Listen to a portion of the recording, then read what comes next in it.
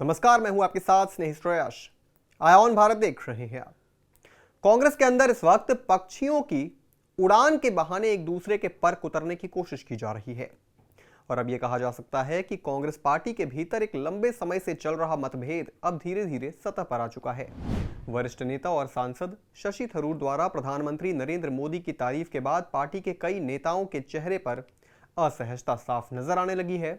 लेकिन सबसे दिलचस्प मोड़ तब आया जब कांग्रेस सांसद मणिकम टैगोर और पार्टी अध्यक्ष मल्लिकार्जुन खड़गे ने थरूर के इशारों में जवाब देने के बजाय सार्वजनिक मंच पर सरकास्टिक लहजे में प्रतिक्रिया देना शुरू किया, जिससे साफ हो गया कि कांग्रेस के भीतर विचारधारा और अभिव्यक्ति की स्वतंत्रता को लेकर अब एक खुली बहस छिड़ गई है, जिसका केंद्र बनते जा रहे हैं शशि थरूर।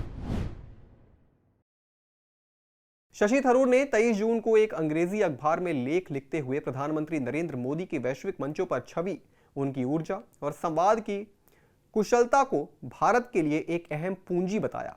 हालांकि उन्होंने ये भी जोड़ा कि इस छवि को मजबूती देने के लिए और अधिक सहयोग और समर्थन की जरूरत है। उनकी ये टिप्पणी पार्टी की कांग्रेस लाइन से जुड़ी, जो लाइन है कांग्रेस की, उससे काफी अलग थी।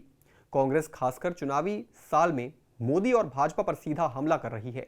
ऐसे में थरूर की भाषा और लहजा पार्टी के भीतर एक वर्ग को असहज कर गया। 25 जून को कांग्रेस अध्यक्ष मल्लिकार्जुन खड़गे ने जब इस मुद्दे पर पत्रकारों से बातचीत की तो उनका जवाब बेहद चुभता हुआ था। भले ही वो कड़वे शब्दों में ना कहा गया हो, जिन्होंने कहा, अंग्रेजी मुझे पढ़नी नहीं आती, उनकी भाषा बहुत अच्छी है, इसलिए तो उन्हें कार्य समिति में रखा गया है। इस कथन के पीछे छिपा व्यंग हर कोई समझ गया।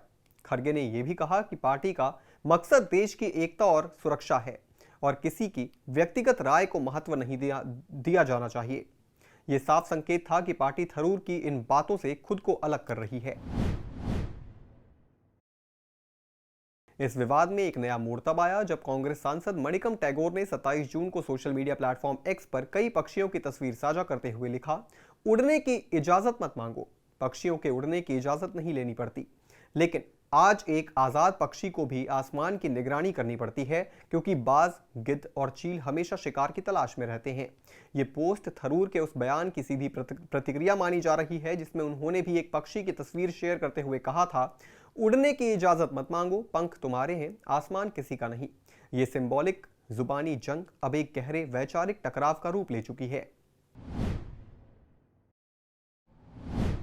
कांग्रेस में कई बार मतभेद सामने आए हैं, लेकिन आमतौर पर उन्हें भीतर ही सुलझा लिया जाता था। इस बार थरूर के लेख और उसके बाद की प्रतिक्रियाएं ये दिखा रही हैं कि अब मतभेदों को सार्वजनिक रूप से जताने में कोई संकोच नहीं किया जा रहा है। थरूर जैसे नेता, जो पार्टी के सॉफ्ट स्पोकन डिप्लोमैट माने जाते हैं, उनकी ओर से बार बार पार्टी लाइन से हटकर बयान आना और फिर उस पर पार्टी के शीर्ष नेताओं की सधी मगर तीखी प्रतिक्रियाएं ये बताती हैं कि केवल विचारों का फर्क नहीं रहा, अब ये नेतृत्व और दिशा को लेकर भी एक असहमति बनता जा रहा है। ये देखना दिलचस्प होगा कि कांग्रेस इस विवाद को कैसे सुलझाती है। क्या पार्टी जैसे वैश्विक सोच रखने वाले नेताओं को अपनी अभिव्यक्ति की स्वतंत्रता देती रहेगी या फिर मतभेद पार्टी के भीतर और गहरा जाएगा।